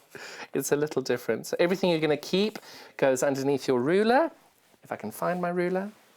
And I hit it under my ironing board. So I think for these, especially these smaller pieces, I prefer to use the 6.5-inch square from Creative Grids, simply because you don't need so much of a ruler angle. Again, now I set my seams. And then I pull that back, and again, make sure that you're pulling it, not that you're seeing the stitches, but just that it's a little bit taut, and you don't have a little lip on it by not having pulled it far enough. I hope that makes sense. So again, what I did next was I made sure when I was prepping this, I cut my pieces to go here, and I cut that at 2¼ by 3½, because when I put this on my ruler, you can see that that center section is 2⅛ by 1 inch. So, and you've got to put your seam allowance in it as well. So that was why I did it by 2¼ by 3½, because you've got extra fabric that you're going to lose, but it doesn't matter because it just makes your life a lot easier when you're stitching all of this on. And again, as I said in the first demo, the more fabric you've got, the easier it'll be because there's less frogging. And then when you fold this back, you can see all your raw edges will be here. And then all the bits that will be keeping are around, and you can see you've got more than enough green to go all the way around. So I'm more than happy with that. If you're pinning, make sure you pin at that point. If you're not pinning, because I can assure you, once you've done 640, and that's not including the middle bits, you then can simply use your discretion and your techniques that you've learnt, and off you go. So everything you want to keep stays underneath your ruler, and then you use your little ruler and you cut these off. Now some of you may not want to buy the kits. What we've done as well is we've been able to get you the pattern bundle going from the beginner portion, which is the flower pot. We've got the simple version of this. I think we've called it simple. And then we've got the advanced version as well. And that's got all the templates in it. That's got everything that you need to make it, except obviously the fabric. And we've been able to bring that to you for all 3 patterns for $19.99. Because I think a lot of people do want to be able to do these, but they're also a little bit nervous. And they think, oh, I don't know if I can do it. But at that price, you pop it in your basket and you just keep it in your stash until you're ready to do it and use it then. So here I've sewn between A9 and A10. Now I'm going to do A10 to A11. Same as I did before. I'm turning that, folding on that line. This is going to be my raw edge that I'm getting rid of. This is the piece that I'm keeping. Line the fabric up, fold it back again to make sure that I've got enough to go onto these seams. Now with this one here, if I follow that line down from there and I go down here, and I draw my line, I'm almost there, but if I follow this one down here, I'm there. So what I do then is I just ever so slightly slide it over, because we were only 1 cotton thread away from it, and there we go. And at that, seeing that I've cut these at 2¼ square, you might want to cut them at 2½ square. You must do what's easiest for you, and especially if you're just starting, the bigger the piece of fabric, the easier your life will be. Everything you want to keep goes under your ruler, so I've folded the piece of paper underneath my ruler, lined my ruler up, got my 1/4 inch line on the seam line. Everything I'm getting rid of goes over there, set my seams, curl it back. Only 1 seam left to go.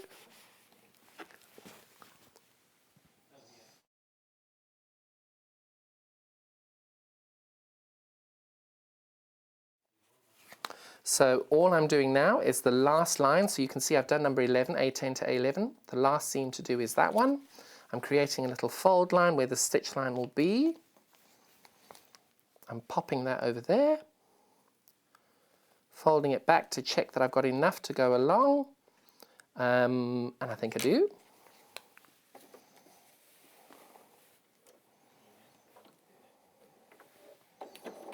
Oh, so what I did there, you'll be able to see, I started stitching.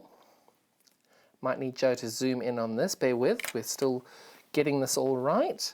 So you can see when I started stitching here, I went in a curve. Now, I wouldn't normally worry about that, but this point is quite important. So I'm going to unpick that little bit, simply because if I don't get this exactly right, it's going to show. So I want my stitch line to go, let me just draw this on. I want my stitch line to go up there, and you can see I had my stitch line there. And I know that that seems pedantic, but if I'm going to spend the time doing 640 of these blasted little corners and question who on earth designed this wonderful quilt, I'm going to make sure that I get it right. So, and even I've thought to myself, who on earth designed this silly thing? But I promise you, when it's done, it is gorgeous, and you will not regret it. Well, I didn't regret it. And it's the first quilt my husband likes, so we'll see how we go with that. Might be able to actually get them in the house. Perfect.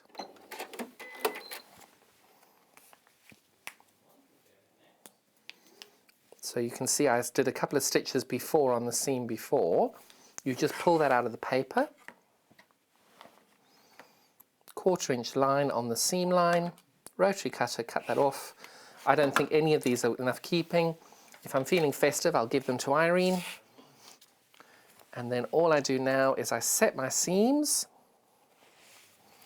turn that round, and I press that nice and neat.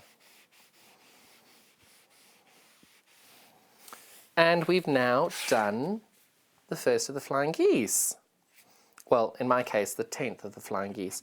Now, I do have the rotary cut mat here, but I've covered it in all my beautiful fabric colours, so I'm going to be turning this as I go. So I've now cut that on a 1/4 inch seam, cut this on the 1/4 inch seam,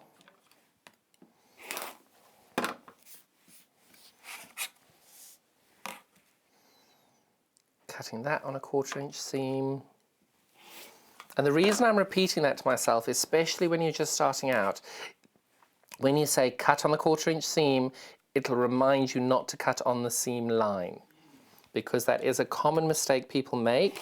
I've done it numerous times, and I promise you, once you've sewn 12 little seams to get this right, and then you cut it off and you've got to do it again, believe me, doing that little mantra will make life a lot easier. So there we go, that's what we've made.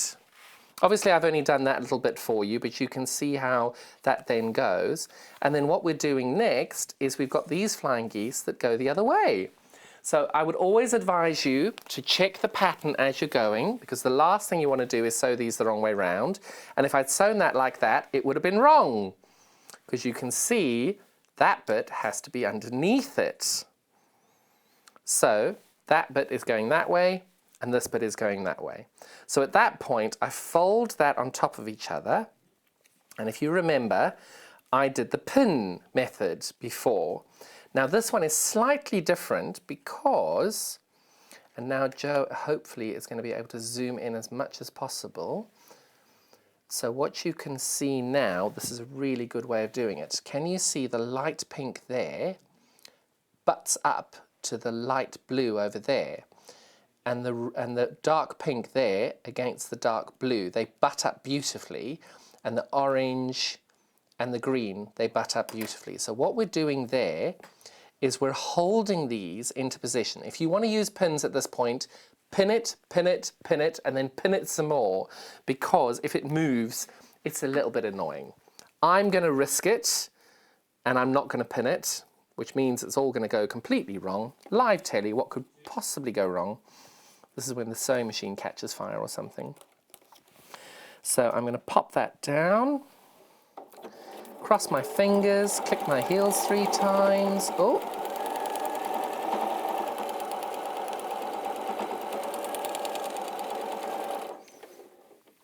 And I'm just going to pretend that this is perfect even if it isn't. I'm going to ask for your indulgence to do the same. Oh, I think I'm happy with that. So again, I set my seams. And because you've got so many different fabrics here, I'm definitely pressing this open. But when you press it open, you're going to end up with a wobble in your fabric. Don't worry, that is completely normal. But with this beautiful prim iron, you may not end up with a wobble. I'm just guiding it as I go. If you are using an iron that uses steam, I strongly advise you to turn the steam off at this point because you will burn your fingers. Ask me how I know. Ask me how I know. You know what I mean.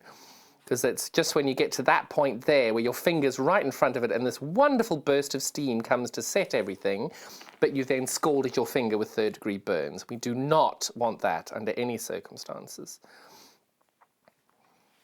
So there we go, and I've pressed that now. And again, it's not going to press flat. It is just because you've got so many bulky fabrics right in the middle. But I then hold this for about 5-10 seconds just to get it as flat as you can. And then I'm not going to complain about any of that because I think that's really quite good. I'm very happy with that. If you wanted to be technical, I might have missed a point there. I might have missed a point. And you know what? If anybody gets that close to complain, well, bye. So what you're doing next is, I've now got, I can count these out with you, 1, 2, 3, 4, 5, 6, 7, 8, 9. I need 10 for my border. So what I'm going to do now is, I'm going to line this up. So the center point is the most important bit to line up. And when you're doing it, you're going to catch that point there because you want to make sure that that's the tip of your goose, or geese, however you want to call it. And then equally, now this is where you've got to develop eyes in the back of your fabric, you're going to catch that point there. So if you're going to do a pin, at this point, what I would be doing is I would be popping my pin in this side, going through, and I would know that that is where I'm aiming to stitch. So you know that that is where you're looking to catch, that your goose is, that's the tip of your goose. Can I call it goose, geese? Not quite sure what I'd call it there, but you know what I mean. And then equally you then pop that in there and you go along. So that's the main thing on the border. This is the second border, which is quite complicated, but it's complicated because you've just got a lot to do. It's not complicated in the way that you've got to sew it, and now I've just lined that up completely incorrectly. And don't worry, you're going to do it too. Where is my unpicker? My trusty little unpicker. And this is when you're doing this, you go rip it, froggy, froggy. What happened there was I hadn't lined my 1/4 inch up correctly. I'm having spent all that time, make sure you get this bit right. And at this point you might want to then, oh, there we go, you want to manually turn your machine perhaps. You do what works for you and for your machine.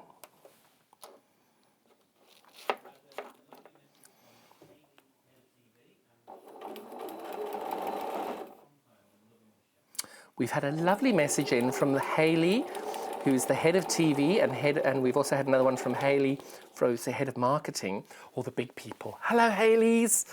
All saying that they're loving the show. Yay! I'm very excited about that. Thank you, girls.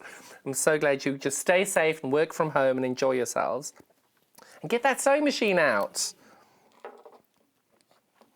So I'm now hoping I've caught the nip of that nose of the goose there. And if not, we're going to pretend I did, because it's national television. What could possibly go wrong? So, oh, I'm happy with that. So you can see you've caught it there. So that is your border for the top and the 2 sides and the bottom for the advanced section. Now I know it says advanced, but it's just because these borders, there's a lot to them. But yeah, and again, I keep my papers in right till the very end until I come to the curves. We come to the curves, and I am terrified of curves. So the curves there, you'll see that you've got a template for this. I think this is block 3 and block 4. The reason we have 2 blocks is because there are 2 different colorways for them. This is your center block. So you can see that's your center block there. And then this is your side block. So you can see that's your side block there. And of course, you've got my arm right in the middle of the way and the sewing machine, but you can say, oh, shall I go this side? That'll make it easier. It's just so vibrant, and I just love the fact that you've got that really beautiful grey, and it just pops beautifully.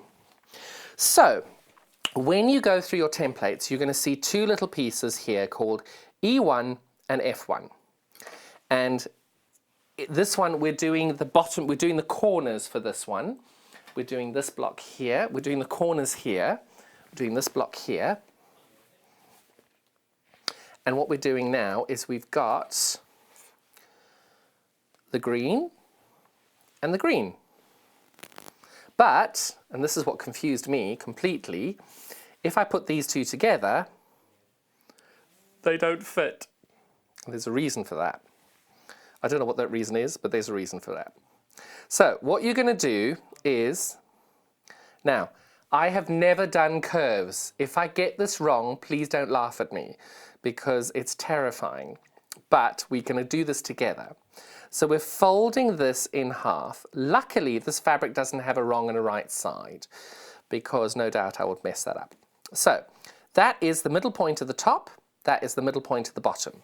So at that point, you fold them together and you line your middle points up. For this, you can never use enough pins. I have this on very strong authority. Use as many pins as you like. And what I'm actually going to do, we have these incredibly wonderful fine pins, and I'm going to use these for 3 reasons. First of all, they're really pretty and really good value. The second reason is because they're so fine, I can sew over them. And the third reason is I can sew over them. so that's our middle line. We know that that's the middle of both of them. And then equally, we know that that is the edge of them. So both of these need to be on the edge. So you put that in there. And I'm doubling it because in my practice sessions, I found that this bit bled out, for the want of a better expression. I think you all know what I mean. So I'm now popping these 2 together as long as I can.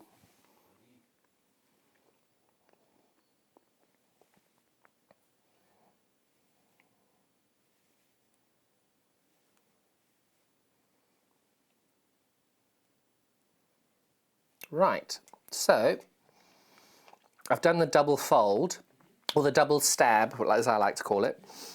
And then this is where the trick of the bias comes in. Now, I watch many videos, and I've tried to find a technique that works for me. So what I did is, you can see I'm now pulling these 2 apart ever so gently, but equally I'm moving my thumbs forward and backwards to move my top piece of fabric up and down.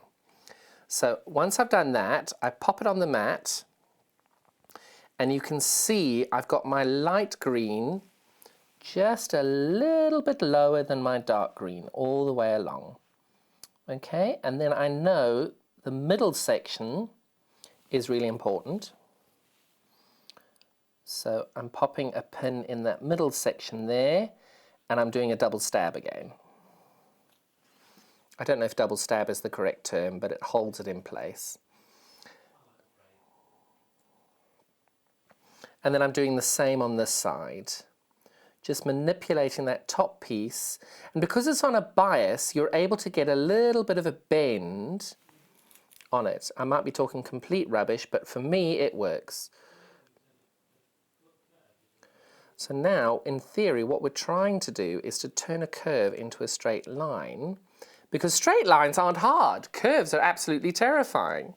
So you're going to end up with a porcupine with not very many pins. So you can see that that's what you're doing. And you can now put as many pins in as you like. I've done this 9 times. This is my 10th time, but like the show really. And I feel confident not to do this on here. And what I've done is I've set my needle at 1/4 of an inch. So I will line the lime green fabric up with the edge of the foot. What could possibly go wrong? Right. Click your heels 3 times. We say all our little prayers to the sewing gods. So also, while I was doing this, what you're doing is you're rotating your fabric around, and I've set my needle to be on the down position. So as you're going along, you'll see that your fabric bunches up and there's a potential of having a pleat. Now, I'm not going to bother about a pleat. If I've got a pleat, I don't care. As long as the curve holds, I'm happy. But other people will be much more concerned with a pleat. So all you do is, as you're stitching along, before you get to the pleat, leave your needle down, lift your foot up, and then move your fabric back a little bit, and hopefully that will do away with the pleat. Watch me have 2 pleats now. And equally, because it's on the bias, you can give it a good old tug. And hopefully that will save you. And if not, hopefully you've got a forgiving audience that won't hold it against you if you get it wrong. And I know how lovely our audience is just from the amazing feedback you've been leaving us on Facebook. Oh, and I don't know if everybody knows, Hayley, the head of marketing, has created this fantastic new, I don't know what you call it, initiative or program, where every Friday, Vicky and I are going to choose our favourite make from our lovely people on the Sewing Street fans page and the Sewing Street TV page. And we're going to pick, is it 3 winners? 2 or 3? I can't remember if it's 1 winner or 3. And that person gets free postage on their next order, which I think will be a really fab thing to do. And even now, we've got some phenomenal entries, really, really, really good. And all I'm doing now is I'm distracting you because I'm praying I've got this right. And this is what's great about this little prim iron as well, is it's got that lovely little nose. Oh, no pleats. Woohoo! I'm a happy bunny now. Oh, I spoke too soon. No, there's no pleat there. And all you do now is you press this all the way along, and you get that going. Joe, how much time we got left? 8 minutes. So hopefully I've got enough time to power through the next section. So I did one seam, and all you do is you just keep your iron to get everything nice and flat. And then what I'm going to do, hopefully I've got enough time. Otherwise, I might just smile sweetly and hopefully we can run over a little bit. What I'm doing here is the next section, which is this blue section here. So what we've done is we've made that bit. We've made that bit there. Now I'm trying to make that bit there, because I think what's really important as well is that I show you how you cut this, because there are various ways of doing it. Well, various ways that I found to do it.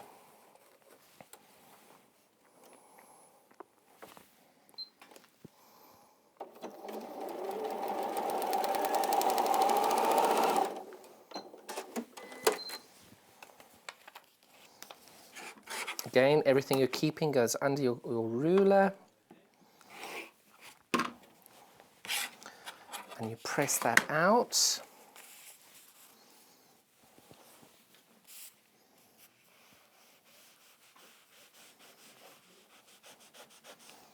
No pressure there then. Just heard we've got 6.5 minutes.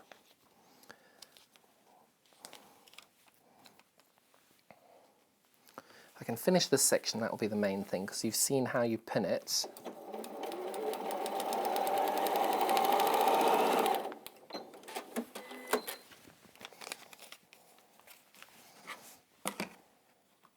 When I was prepping this, I thought, oh no, we'd have plenty of time. It's just amazing how in Teleland everything just goes so much quicker than you think it will. Yeah.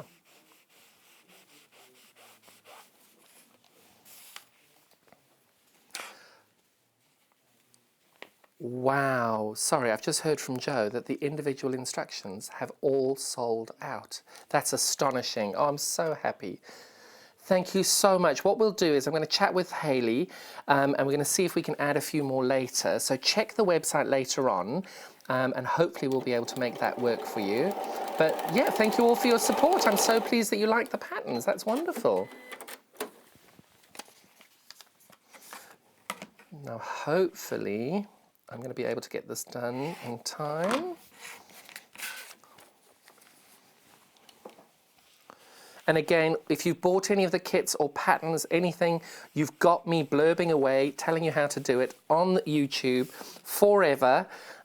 So you can then refer to the page at any time and you'll be able to see what I was talking about. If you've forgotten or you can't remember what I said, you'll be able to turn back at any point and you'll be able to see where we are and what I was talking about.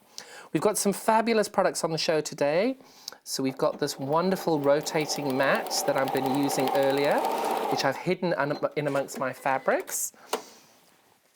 And we've got this wonderful early bird special of the Alpha cutting mat and yesterday's early bird special, because we're keeping, because of where we are in the horrible state of the world at the moment, we're trying to keep all the early bird specials on for as long as possible to be able to just bring everybody a little bit of joy, because I think at the moment we all need a little bit of a pick-me-up. Oh, we've had a message in from Elaine. Hello, Elaine. She's loving the good demos. That's very kind. Thank you, Elaine. She's always been scared to try foundation paper piecing, but after the demo, she's going to give it a go. Oh, Elaine, you've made my day. Thank you, darling.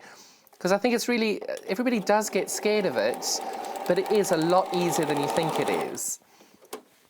Even the curves, I must say I'm not quite as scared of the curves anymore. Still terrified of them, but not quite as scared of them. But I think it's just you've got to take your time and you've got to just take your time to figure out what you're doing and how you're doing it. And remember, cut your pieces bigger than you think you need them because that will help you all the way along. So remember when I said to you, don't take the papers out because of the bias? On a curve, ignore me. You've got to take them out because it's really, really important because you need that bias in order to do it. So what I'm doing now is I'm trimming these. Again, I've lined this up to the 1/4 inch. I'm taking this all out. Now, that piece I would keep because it's big enough. And I'm going to trim the sides. And what I did next, now this is a personal choice.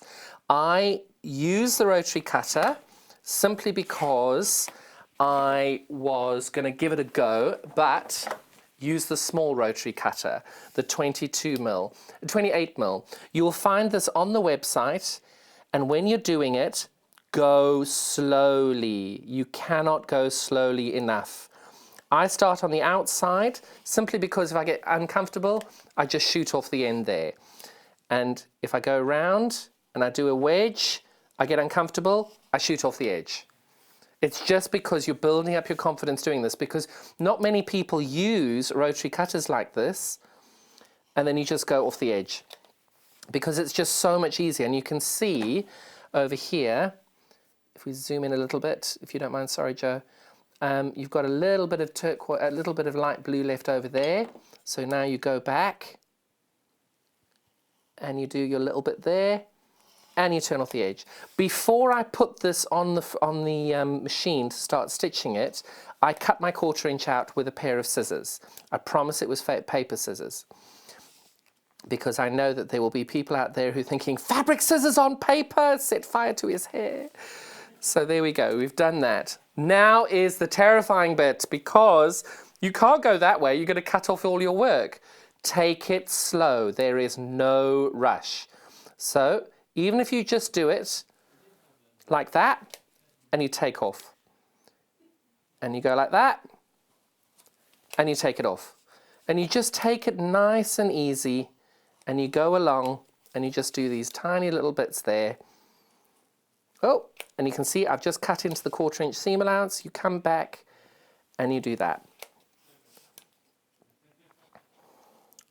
See, what you may find easier is I've just cut that a little bit wider than I need to, and then I'm going in and I'm just going to, because the great thing is with these rotary cutters, you can just slice down like that. You don't need to move the rotary cutter. You can just go down like that and just slice off and take it off. So don't be scared of it. You can very easily do it. So now when you've done that, you tear these bits of paper off and you take this little section and exactly like I did there, fold in half, pin within an inch of your life, and you've got that ready to go. So I'm hoping now I have taken everybody's fear of foundation paper piecing and I've put it to bed. This is such an easy project. I'm so pleased that you were able to join me today. Please be kind, stay safe. You can do this with... It's day 2, we can do this. It's only a few more days. Hopefully we can get through this without any problems. We've now got Sewing Street on repeat all the time. What's on tomorrow, Joe? We've got brand new panels and fabric. Oh, and the Elna 720 Pro sewing machine. I definitely need to watch that because I keep breaking it. So I will definitely be watching the Elna 720 because it's the most beautiful machine. I've got that one. I've got the version before that, which is just the straight stitch machine. And this machine is absolutely stunning. I just need to figure out what I'm doing wrong with it. It is so great to have been able to spend time with you all. Have a wonderful day and stay in and sew. Thank you so much for your time. Have a great day. Bye-bye.